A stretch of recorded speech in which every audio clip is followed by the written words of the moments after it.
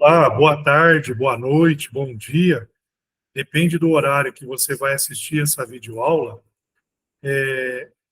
Por isso que eu estou falando bom dia, boa tarde, boa noite. Agora nós estamos iniciando a videoaula, que nós vamos falar sobre a Lei 13.146 de julho de 2015. Essa lei, ela vai estar falando sobre o Estatuto da Pessoa com deficiência.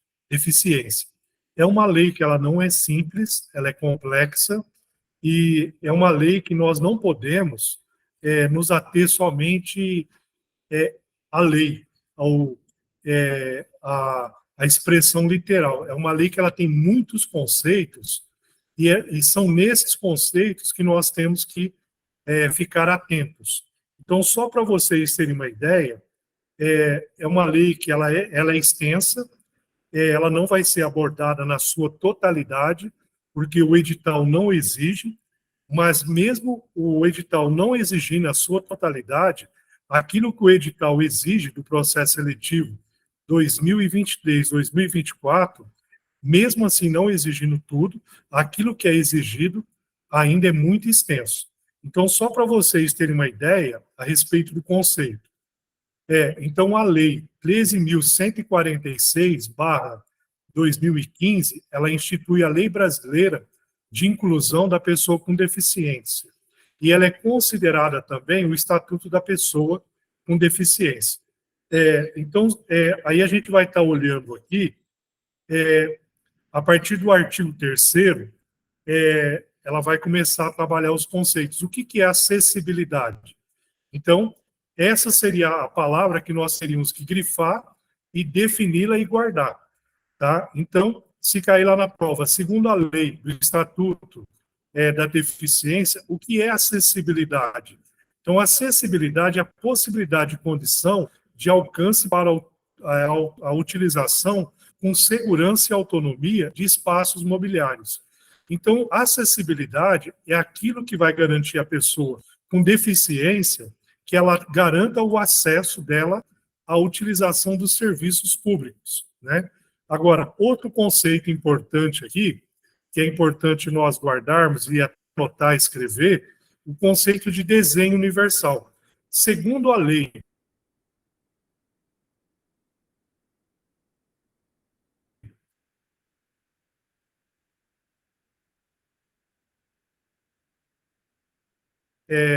do Estatuto da Pessoa com Deficiência, o que é o conceito a ser usado por todas as pessoas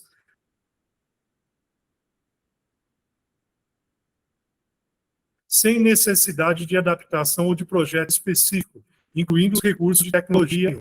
Independente da pessoa ser deficiente ou não, ela vai ter condição de usar. Tá? Então,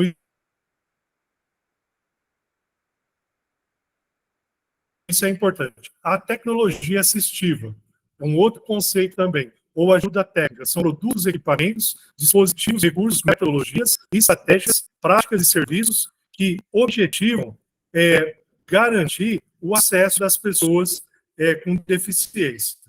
Então,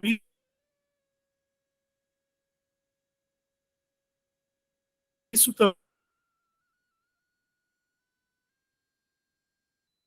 também é um conceito interessante.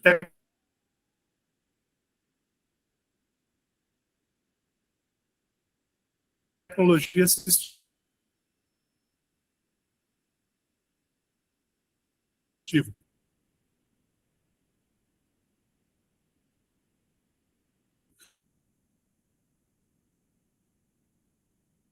Aquelas que tem nos edifícios, sejam eles públicos ou privados. E as barreiras nos transportes.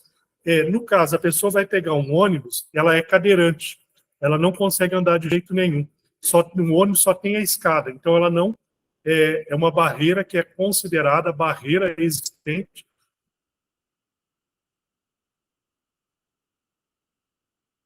no transporte público. Barreira nas comunicações e na informação. Qualquer entrave, qualquer obstáculo que dificulta a comunicação do cidadão. Então, uma falha que eu estou cometendo aqui no sentido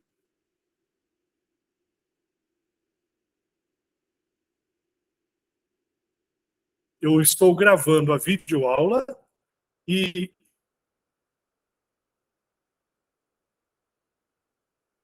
a pessoa que é surda,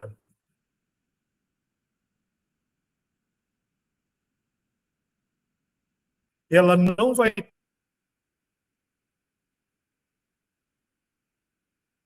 ter condição de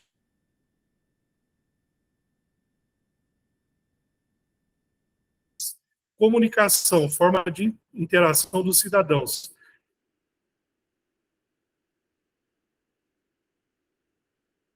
que abrange opções, no caso do Braille, de Libras. Então, isso são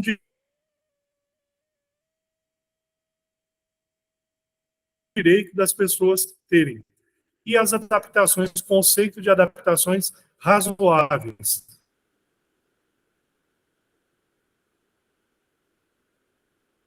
São modificações, ajustes necessários e adequados que não acarreta ônus desproporcional e indevido em cada caso, a fim de assegurar que a pessoa com deficiência faça as adaptações realizadas que permite a inclusão das pessoas que têm algum tipo de deficiência. Elementos de urbanização, qualquer componente de obras de urbanização, tais como referente à pavimentação, saneamento, encanamento para esgotos, distribuição elétrica, mobiliário urbano, pessoas com mobilidade reduzidas. Então, as pessoas com mobilidade reduzidas é aquela que tenha, por qualquer motivo, dificuldade de movimentação permanente ou temporária, né? Gerando a redução efetiva da mobilidade, flexibilidade. Então, a pessoa com mobilidade reduzida. Essa mobilidade reduzida, ela pode ser permanente ou pode ser temporária.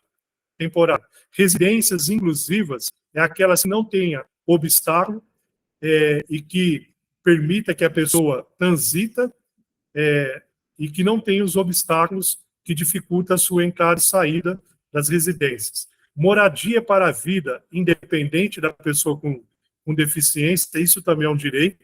As moradias, elas têm que serem adequadas para que as pessoas que tenham deficiência não tenham dificuldade de entrar e de sair de suas residências. Atendente pessoal, pessoa membro ou não da família que, com ou sem remuneração, assista ou presta cuidados e essenciais à pessoa com deficiência. Profissional de apoio escolar, pessoa que exerce atividade de alimentação e higiene, no nosso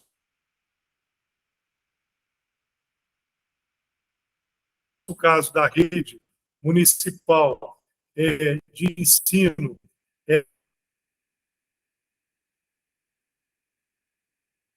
ela, no caso, a nossa rede municipal de ensino, esse profissional de apoio, nós chamamos de cuida da criança de atendente pessoal. Se a criança, o ser humano, ele não consegue fazer as suas necessidades básicas sozinho, então, nesse caso, é de apoio.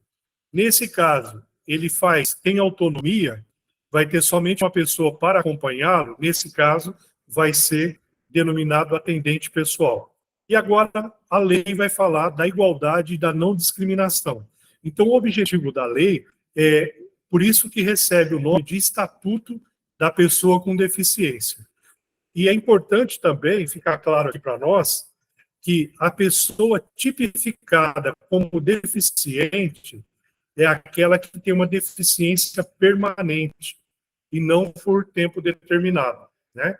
E no artigo 4º da lei fala que toda pessoa com deficiência tem direito à igualdade de oportunidades com as demais pessoas e não sofrerá nenhuma espécie de discriminação. E nesse caso, independente da pessoa ser deficiente ou não ser deficiente, em hipótese alguma, o ser humano pode sofrer alguma deficiência. E se a pessoa for deficiente e sofrer algum tipo de discriminação, isso ainda é um agravante ainda maior. Tá? E isso pode caracterizar um aumento na pena da pessoa que praticou a discriminação.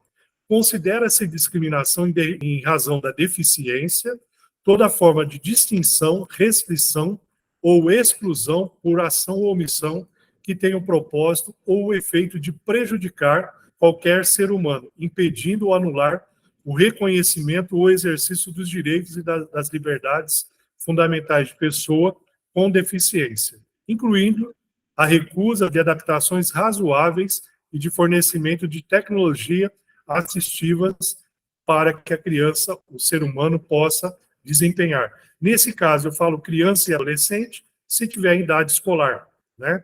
Pessoa com deficiência não está obrigada à fruição de benefício decorrente de afirmações afirmativas, né? A pessoa com deficiência será protegida de toda forma, terá proteção através dessa lei do Estatuto da Pessoa com Deficiência. A deficiência não afeta a plena capacidade civil da pessoa, inclusive. Então, não pode, para que o ser humano venha exercer a sua vida civil, não pode ter restrições de direitos, alegando que ele não tem tal direito por ter algum tipo de deficiência. Então, não pode alegar, você é deficiente, você está proibido de casar-se, constituir união estável. Então, todo deficiente tem direito de casar-se e constituir uma união estável, exercer direitos sexuais e reprodutivos, exercer o direito de decidir sobre o número de filhos e de ter acesso a informação adequadas sobre a reprodução e planejamento familiar. Conservar-se sua fertilidade, sendo vedada a esterilização compulsória, exercer o direito à família e à convivência familiar e comunitária, exercer o direito à guarda, tutela, curatela e adoção como adotante e adotado. Então, quer dizer, suponhamos que a pessoa que seja deficiente, ela não tenha filho, ela queira adotar, ela tem esse direito. No artigo 7º, é dever de todos comunicar à autoridade competente qualquer forma de ameaça ou de violação dos direitos da pessoa com deficiência. Você viu alguma pessoa deficiente sofrendo alguma ameaça de direito, alguma violação, todos têm a obrigação de comunicar à autoridade competente para tomar as devidas providências. Nesse caso aqui, se no exercício de suas funções os juízes e os tribunais tiverem conhecimento de fatos que caracterizam as violações previstas nessa lei no Estatuto da Pessoa com Deficiência, devem remeter peças ao Ministério Público para as providências cabíveis. Nesse caso, quais são essas providências cabíveis? Cabe ao Ministério Público ajuizar a ação para defender a pessoa com deficiente. E no artigo 8º, é dever do Estado, da sociedade e da família assegurar à pessoa com deficiência todos os direitos necessários. É dever do Estado, da família, assegurar à pessoa com deficiência, com prioridade, a efetivação dos direitos referentes à vida, à saúde, à sexualidade, paternidade e à maternidade, à alimentação, à habitação, à educação e à profissionalização ao trabalho e à previdência social, à habilitação e reabilitação ao transporte, à acessibilidade. Então, todo esse direito, o ser humano deficiente tem com prioridade. Cabe ao poder público atender com prioridade esses direitos do cidadão, da pessoa com deficiência. Inclusive, o deficiente, ele tem direitos também de trabalhar e de ser contratado para realizar o trabalho. Então, o objetivo desta lei é garantir autonomia e a efetivação da cidadania da pessoa com deficiência. A gente sabe que no passado, muitas famílias tinham pessoas com deficiência e essas pessoas elas eram excluídas da sociedade e muitas vezes até escondidas. E hoje a lei ela veio justamente para proteger essas pessoas e garantir os seus direitos, né? E já no artigo 9º do atendimento prioritário, as pessoas com deficiência têm o direito a receber atendimento prioritário, sobretudo com a finalidade de proteção e socorro em quaisquer circunstância. Atendimento em todas as instituições e serviços de atendimento ao público, seja na área da saúde, da educação, disponibilização de recursos, tanto humano quanto tecnológico, que garantam atendimento de igualdade, de condições entre as demais pessoas tidas normais, disponibilização de pontos de parada, estações e terminais acessíveis de transporte coletivo. Então, esse olhar é muito importante, e a gente sabe que poucas cidades tenham esse direito garantido, que no transporte urbano o ser humano consiga ter acessibilidade para estar usando o transporte coletivo. Não são todas as cidades que tenham esse serviço, que presta esse serviço garantindo a acessibilidade das pessoas com deficiência. Os direitos desse artigo são extensivos aos acompanhantes da pessoa com deficiência ou ao seu atendimento pessoal, exceto quando o disposto no inciso 6º e nos incisos 6º e 7º, né? E no caso aqui a tramitação, o 6º é recebimento de restituição de imposto de renda, o 7º, tramitação processual. Então, nesse caso aqui, o que está querendo dizer? Que a questão do imposto de renda, ele não, a pessoa, o acompanhante, não pode usufruir desse direito, e nem a tramitação processual em procedimentos judiciais e administrativos em que for parte o interessado em todos os atos e diligências. Então, nesse caso, é exclusivo para a pessoa com deficiência. No caso aqui, nós já vamos entrar para o artigo 27. O artigo 27, ele já vai falar do direito à educação.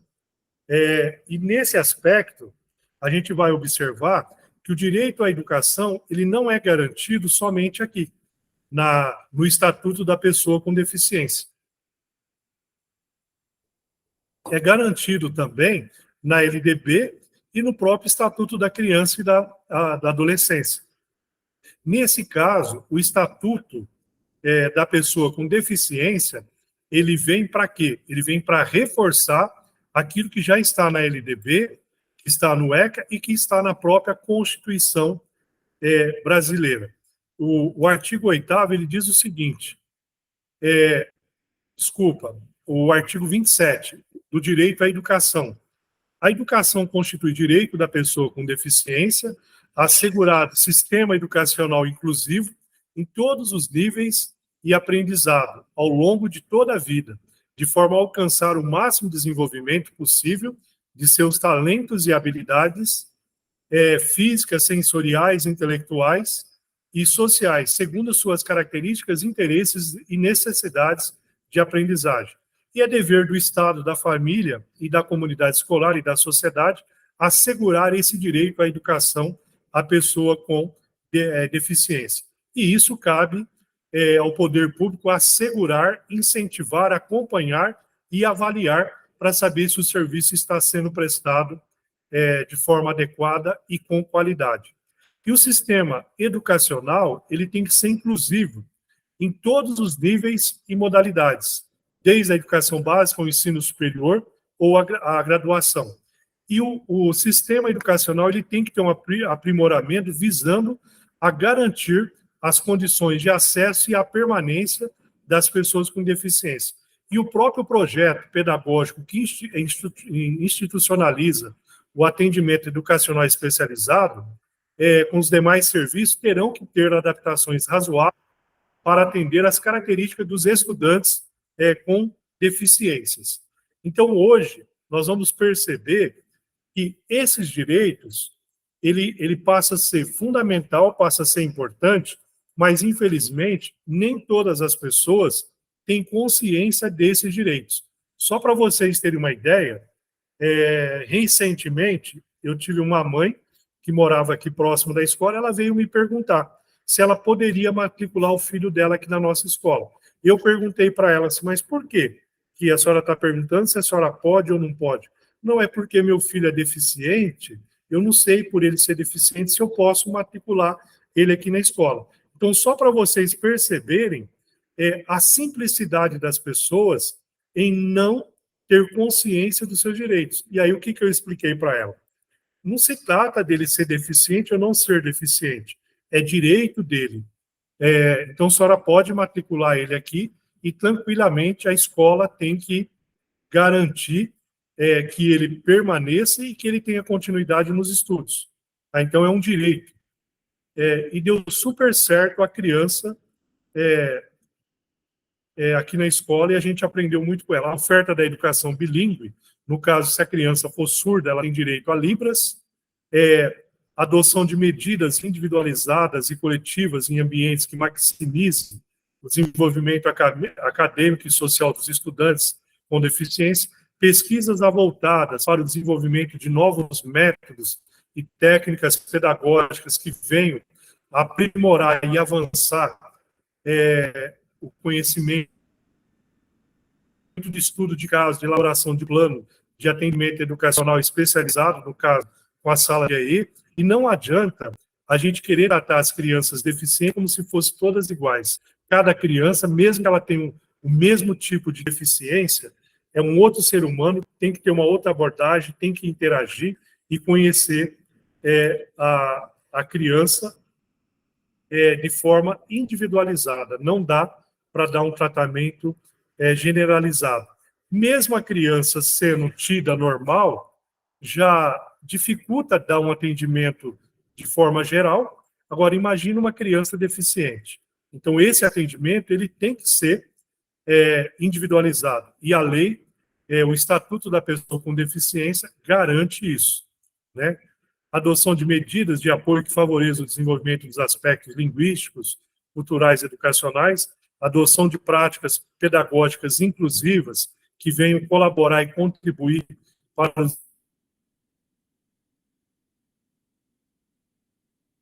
desenvolvimento e construção do conhecimento da criança, formação e disponibilização de professores para o atendimento educacional.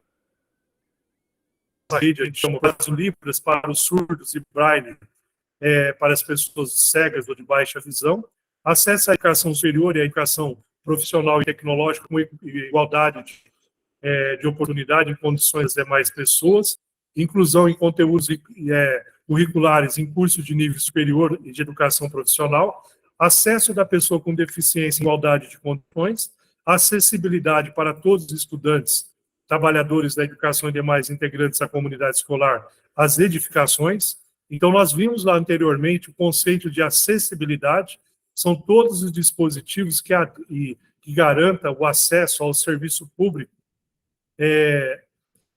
às pessoas com deficiência. Então, qualquer dispositivo que garanta o acesso às pessoas são garantia de acessibilidade, né? Articulação intersetorial, no caso, a educação ela vai interagir com a cultura, com a saúde, com a assistência social, para procurar atender as necessidades das crianças e adolescentes e dos seres humanos com deficiência, que é o estabelece o inciso 17 do artigo 18, é o que preconiza o inciso 18 do artigo 27. Então, o inciso 18, articulação intersetorial na implementação de políticas públicas.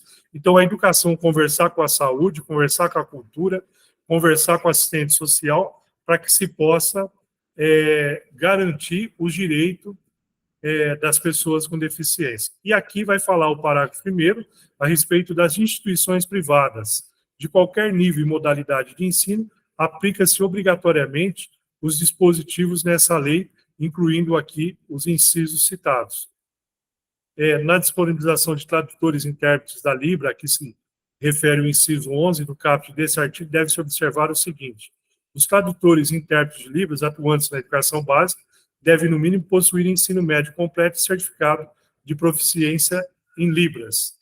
Os tradutores e intérpretes de Libras serão direcionados à tarefa de interpretar nas salas de aula dos cursos de graduação e pós-graduação. Então, o aluno que é surdo, ele tem direito ao tradutor de Libras, né, que é a linguagem brasileira de sinal. O artigo 30, nos processos seletivos para ingressos e permanências nos cursos oferecidos pelas instituições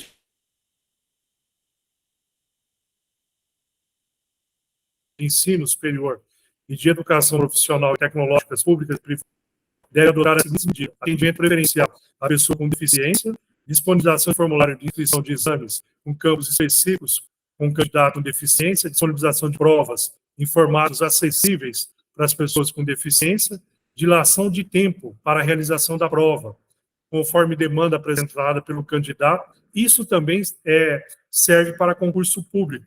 A pessoa deficiente, ela pode se declarar deficiente e solicitar um tempo maior para a realização da prova. Tá? Então, os critérios de adoção de critérios de avaliação tem que ser diferenciado. E aqui nós entramos na parte especial, livro 2, parte especial, título 1, título 3, disposições finais e transitórias. É criado o Cadastro Nacional de Inclusão da Pessoa com Deficiência, cadastro de inclusão, registro público eletrônico com a finalidade de coletar, processar, sistematizar e disseminar as informações georreferenciadas que permitem a identificação e a caracterização socioeconômica da pessoa com deficiência, bem como das barreiras que impedem a realização de seus direitos. Esse cadastro, ele é muito importante, por quê? Porque através desse cadastro, o poder público vai conhecer a sua população com deficiência e, a partir daí, vai estar desenvolvendo políticas públicas vai passar a desenvolver políticas públicas para poder atender essas pessoas deficientes. Tá? Então, esse cadastro nacional, ele é de fundamental importância para que o poder público possa desenvolver políticas públicas para atender às necessidades e às demandas das pessoas com deficiência.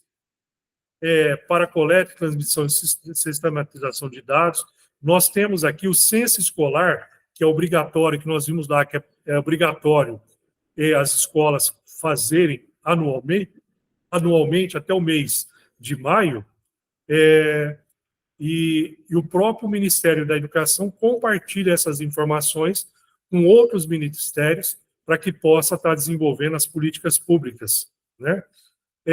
Formulação de gestão, monitoramento e avaliação das políticas públicas para a pessoa com deficiência, para identificar as barreiras que impedem a realização dos seus direitos. Então, por isso que esse cadastro ele é muito importante. No artigo 93, da realização de inspeção e de auditoria pelos órgãos de controle interno e externo, deve ser observado o cumprimento da legislação relativa à pessoa com deficiência. E aqui nós podemos dizer que essas inspeções e essas auditorias podem ser realizadas pelo conselho, seja ele nacional, estadual ou municipal, que é o conselho da pessoa com deficiência. Então, é um órgão importante de controle e fiscalização sobre o cumprimento dos direitos da pessoa com deficiência. Terá direito ao auxílio e inclusão nos termos da lei a pessoa com deficiência moderada ou grave, que receba benefício de prestação continuada prevista na lei tal, tenha recebido nos últimos 5 anos o benefício de prestação continuada de serviço, que é através do RGPS, né, da Previdência e Seguridade. É vedado exigir o comparecimento de pessoa com deficiência perante os órgãos públicos quando se deslocar em razão de sua limitação funcional e de condições de acessibilidade imponha-lhe ônus desproporcional e indevido, hipótese na qual serão observados os seguintes procedimentos. Então, se a pessoa não tem condição de chegar até o local público, até o espaço público, a repartição pública, para gozar do seu direito,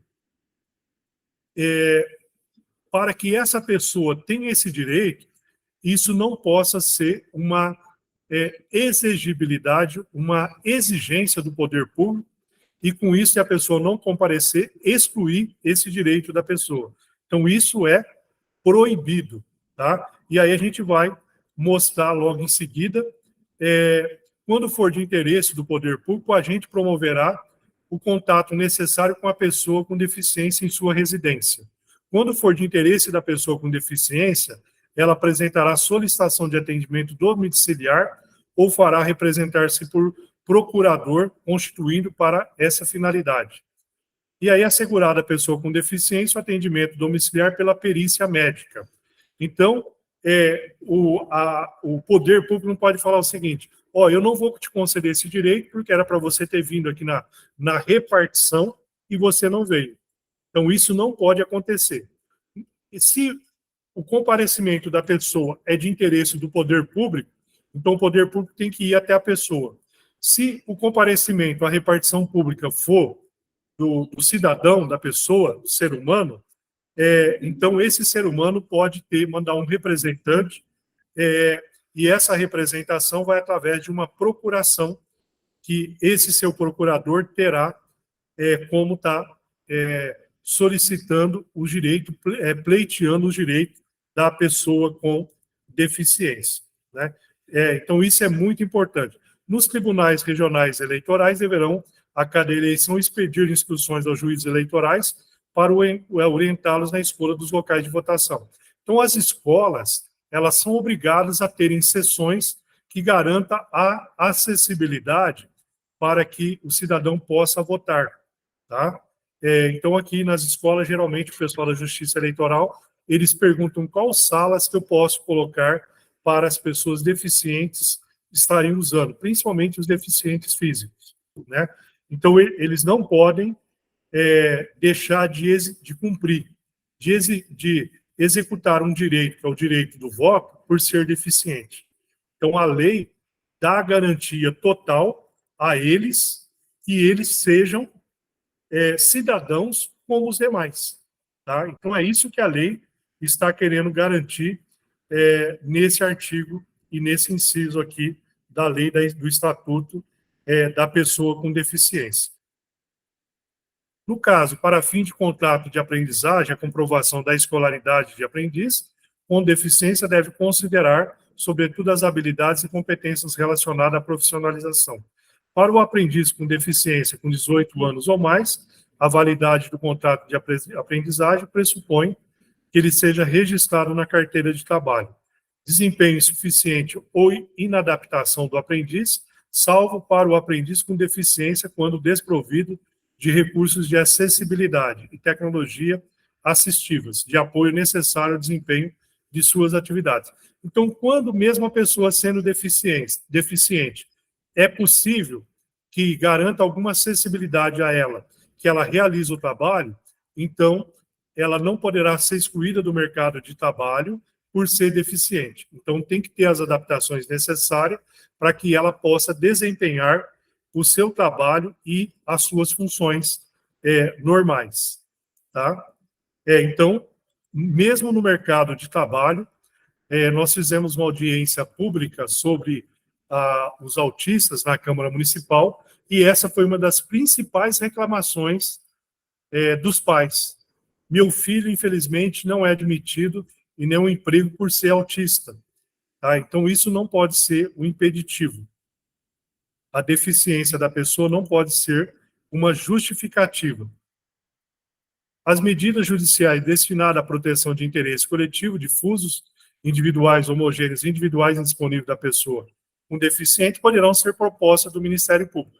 Então, o Ministério Público, ele é um órgão que tem a função também de defender os interesses das pessoas com deficiência. Então, qualquer pessoa que é deficiente e tenha os seus direitos negados, ele poderá procurar o Ministério Público e representar no Ministério Público, e com certeza o Ministério Público vai ajuizar uma ação para o cumprimento desse direito do cidadão com deficiência física, né?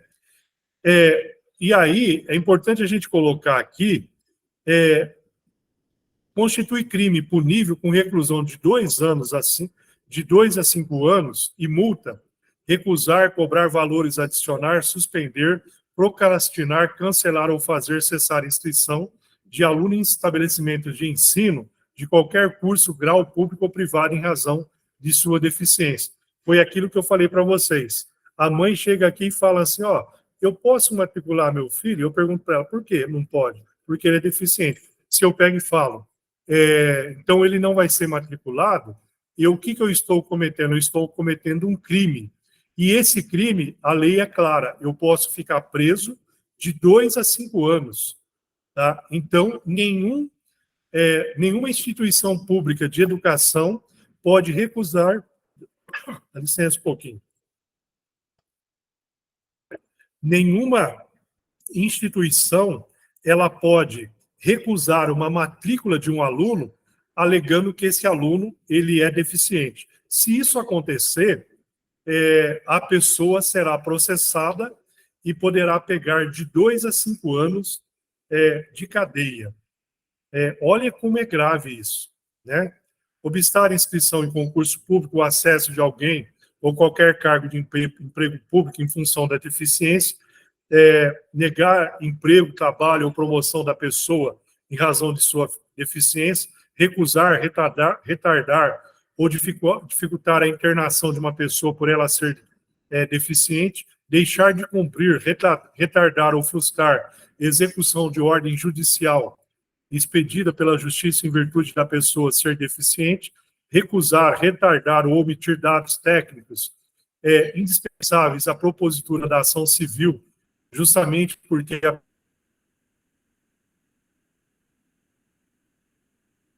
pessoa é deficiente.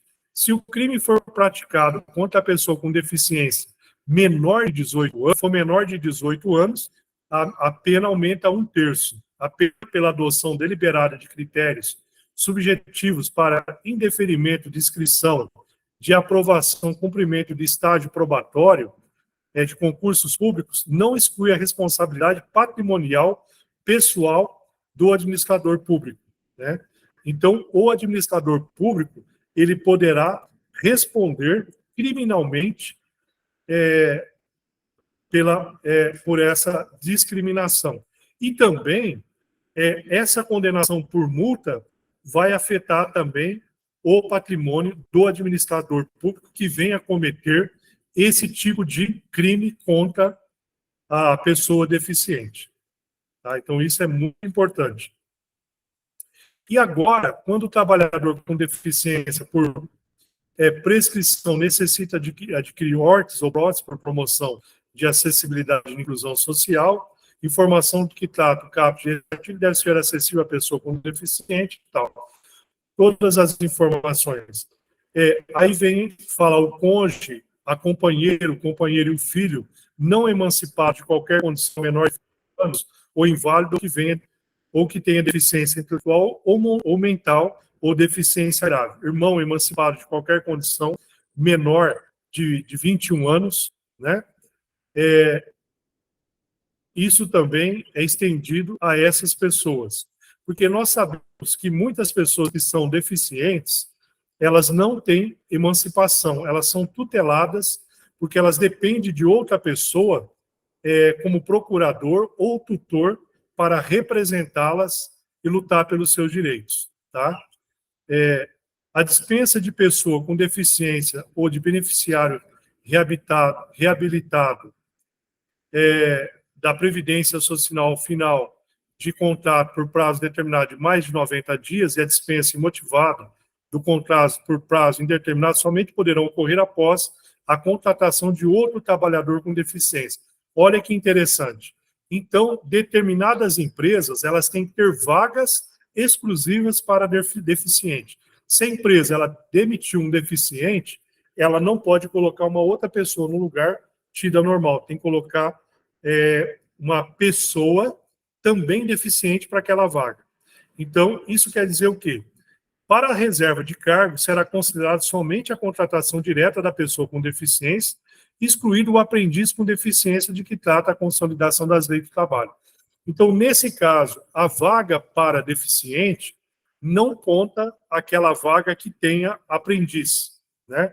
E o artigo 110A, no ato do requerimento de benefícios operacionalizados pelo INSS, não será exigida a apresentação do termo de curatela do titular ou de benefício com deficiência, observados os procedimentos a serem restabelecidos pelo regulamento. Então, para que as pessoas recebam o benefício deficiente, não há necessidade dela apresentar que tem um curador para representá-lo. Tá? Os incentivos criados por essa lei somente serão concedidos a projetos culturais que forem disponibilizados sempre que tecnicamente possível e também em formato acessível à pessoa com deficiência. Então, é uma forma também de permitir com que as pessoas que trabalham na área da cultura possam estar incluindo as pessoas que tenham deficiência. Deixar de cumprir as exigências dos requisitos de acessibilidade previstos na legislação. Produzidos ou prestados por empresas que comprovem cumprimento de reserva de cargos previsto em lei para a pessoa com deficiência ou para reabilitados da Previdência Social e que atendam às regras de acessibilidade na legislação. Produtos manufaturados e para serviços nacionais que atendam às normas técnicas brasileiras. E bens e serviços. Então, são empresas que produzem determinados produtos, elas têm alguns benefícios do poder público para estar cumprindo a lei ou o estatuto da pessoa com deficiência. Né? E aqui é o que vai falar o artigo 62. As empresas enquadradas nesta lei deverão cumprir durante todo o período de execução do contrato a reserva de cargo previsto nessa lei para pessoas com deficiência. E quando demitir a pessoa com deficiente, só poderá colocar um outro deficiente no lugar. Rendimento de estágio supervisionado de aprendizagem. Para concessão, é proibida a adoção de qualquer prática discriminatória e limitativa para o efeito de acesso à relação do trabalho. Então, a pessoa que ela vai ser contratada, ela não pode... o que acontece? A pessoa que vai ser contratada, acontece o seguinte, ela não pode sofrer algum tipo de discriminação no ambiente de trabalho, nem pelo empregador e nem pelos colegas de trabalho. Então, ela tem que ter tratamento equânime, tá? Ter um tratamento com equidade. Então, é isso que está propondo a lei. Ela não pode sofrer nenhum prejuízo. A reintegração com ressarcimento integral de todo o período de afastamento mediante o pagamento das remunerações devidas, corrigidas monetariamente e acrescidas de juros. Então, se a pessoa foi afastada injustamente ou afastada simplesmente por ser deficiente. Né?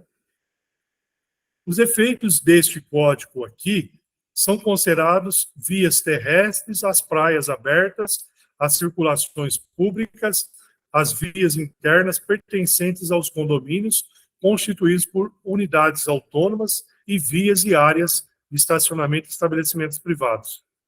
O que são vias terrestres, a definição de vias terrestres. Vagas de estacionamento tem que ter uma quantidade reservada para os deficientes, deverão ser sinalizadas com as respectivas placas indicativas da destinação, com placas informando os dados sobre a infração do estacionamento indevido. O candidato com deficiência auditiva é assegurada acessibilidade de comunicação mediante emprego de tecnologia assistiva. Então, se ele vai trabalhar num local e a pessoa é surda, então tem que garantir instrumentos de acessibilidade, que seja assegurado uma acessibilidade de comunicação para essa pessoa. O material didático audiovisual utilizados em aulas teóricas de cursos que precedam os exames previstos no artigo 147 dessa lei, terão que ter legenda associada à tradução simultânea em Libras. É assegurado também ao candidato com deficiência auditiva requerer, no ato de sua inscrição, os serviços de intérprete de Libra. Então, no caso aqui, do processo seletivo, tem a pessoa que é surda.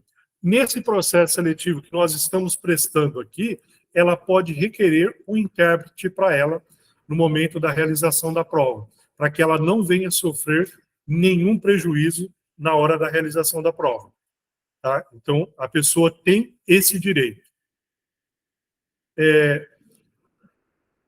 2,7% da arrecadação bruta dos concursos de prognósticos de loterias federais e similares, cuja realização deve ser sujeita à autorização federal, deduzindo a esse valor o montante destinado aos prêmios. Então, esse valor de 2,7% dos prêmios da Loteria Federal, de todas as loterias, tem que ser destinados às pessoas com políticas públicas voltadas às pessoas deficientes. As pessoas com deficiência, os idosos com idade igual ou superior a 60 anos ou mais, as gestantes, as lactantes, as pessoas com crianças de colo e obesos terão atendimento prioritários em filas, banco, caixa lotérica, comércio, acessibilidade, possibilidade e condição de alcance para utilização com segurança e autonomia de espaços mobiliários e equipamentos urbanos. Isso aqui a gente já viu lá atrás, que é o direito à acessibilidade. Barreiras. Então, qualquer obstáculo que dificulta o acesso do deficiente é considerado barreiras. E as barreiras urbanísticas, nós falamos também, as barreiras arquitetônicas, as barreiras no transporte. Se uma pessoa deficiente, seja física, ela não consegue entrar dentro de um ônibus, não tem nenhum dispositivo que garanta a utilização desse ônibus do transporte público, então essa barreira ela é considerada uma barreira do transporte. E a barreira de comunicação, no caso da pessoa surda, ela não consegue se comunicar, não tem nenhum dispositivo de comunicação que garanta a sua comunicação, então isso é uma barreira de comunicação. Aqui, esse item é importante, e eu colocaria para vocês até como uma pergunta da prova. O que é considerado uma pessoa com deficiência? Quem é uma pessoa com deficiência? A pessoa com deficiência é aquela que tem impedimento de longo prazo. Se ela não tem impedimento de longo prazo, então ela não é deficiente. Tá? De natureza física, mental, esse impedimento de longo prazo pode ser de natureza física, mental, intelectual, sensorial, ou qual em interação com uma outra ou mais barreiras. Pode obstruir sua participação plena e efetiva na sociedade em igualdade de condição com as demais pessoas. E aí é outra importante também, uma outra pergunta que nós podemos definir. Se perguntar, o que é mobilidade reduzida? Uma pessoa com mobilidade reduzida. É aquela que tenha, por qualquer motivo, dificuldade de movimentação permanente ou temporada, gerando redução efetiva na sua mobilidade. No caso aqui, o caso de uma pessoa cadeirante, que ela não consegue ter mobilidade nem com a cadeira de roda. Tá? Acompanhante é aquele que acompanha a pessoa com deficiência, podendo ou não desempenhar as funções de atendente pessoal. E aí nós vimos lá que o atendente seria o cuidador que a gente tem na rede municipal. E o acompanhante é aquele que poderá acompanhar, poderá ajudar, e o acompanhante ele pode também exercer a função de atendente. O mobiliário urbano é o conjunto de objetos existentes nas vias, nos espaços públicos, superpostos, adicionados aos elementos da urbanização, edificação, modificação, traslado, faixa de trânsito, lombada, rampa, escadas, né? Tecnologia assistiva, que nós já falamos também, são todas as tecnologias que contribuem para garantir a acessibilidade do deficiente. A comunicação, ela pode ser feita em língua de sinais, em libras, ela pode ser feita também em braille. O desenho universal é um conceito muito importante que a gente deve guardar, que se refere a um desenho, a uma planta que serve tanto para a pessoa tida normal como para a pessoa deficiente. Os semáforos para pedestres instalados em vias públicas de grande circulação que dê acesso aos serviços de reabilitação deve ter obrigatoriamente estar equipado com um mecanismo que emita sinal sonoro e suave para o pedestre, para que a pessoa surda, ou no caso cega, possa entender se ela pode passar ou não. Então, a gente passa a observar que esses são os itens de fundamental importante, no caso aqui, são absolutamente incapazes de exercer pessoalmente os atos da vida civil, os menores de 16 anos. Então, no caso, o adolescente, ele sendo deficiente ou não sendo deficiente, então, sempre até 16 anos, ele precisará de alguém para representá-lo para que possa ser exercido a sua cidadania e exigido os seus direitos. São incapazes relativamente a certos atos ou maneiras de os exercer. Nesse caso, aí, o ser humano de 16 anos abaixo são relativamente incapazes. E eles passam a ser capazes a partir dos 18 anos. Os ébrios habituais, os viciados em tóxicos, são considerados incapazes também. Aquele por causa transitória ou permanente não puder exprimir a sua vontade, ele também é considerado incapaz. Ele sempre, quando fala que a pessoa é incapaz, sempre vai precisar de uma pessoa adulta com a sua capacidade mental para poder ser um tutor ou um curador dessa pessoa. E a capacidades indígenas é regulada pela legislação especial, e essa legislação especial que trata da questão indígena, quem vai representar a população indígena é o governo federal. A pessoa com deficiência poderá testemunhar em igualdade de condições. Então, isso aqui, ele é muito importante. O que quer dizer? Quer dizer o seguinte: a pessoa testemunhou alguma coisa, ela não pode ser testemunha porque ela é deficiente física. Isso não existe. Mesmo a pessoa que seja deficiente física, ela tem condição de igualdade com a pessoa tida não deficiente.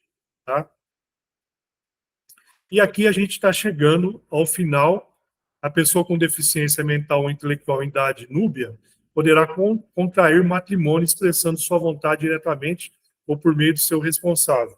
Então, a pessoa que é deficiente, ela tem direito de casar também.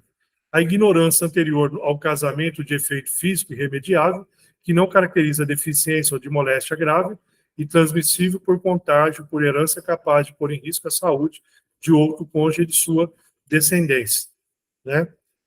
Nesse caso aqui, é evidente que não vai poder. Se ela colocar em risco a vida de outra pessoa, ela não vai poder casar. Aqueles por causa transitória ou permanente não puderem exprimir a sua vontade. Aí elas não poderão casar. Os ébrios habituais, os viciados também não terão direito, não poderão exercer o direito do casamento. O processo que define os termos de curatela deve ser promovido pela própria pessoa, tendo aí o Ministério Público como que vai acompanhar e vai contribuir para que a pessoa possa conseguir direito de ter o curador ou o tutor para representá-lo e para que ele possa exercer os seus direitos como cidadão, né? E aí, a nomeação do curador da pessoa com deficiente, sempre o Ministério Público vai participar e vai representar as pessoas deficientes. E aqui nós terminamos mais uma legislação. E eu quero estar reforçando. Assistiram às videoaulas, leram os textos propostos, disponibilizados para vocês, não tem como ir mal na prova do processo seletivo. E a minha maior alegria é poder saber que a pessoa assistiu às videoaulas, leram os textos e terão tranquilidade para fazer a prova e terão um ótimo resultado. Essa é a minha satisfação plena. Desde já eu lhe desejo uma ótima sorte e ótimos estudos. E meu muito obrigado pelo trabalho que vocês irão realizar, que é um trabalho de estudo. Estudar é um trabalho muito importante e que vai permitir que vocês se consagrem vitoriosos nesse processo seletivo. Um forte abraço a todos vocês e ótimos estudos.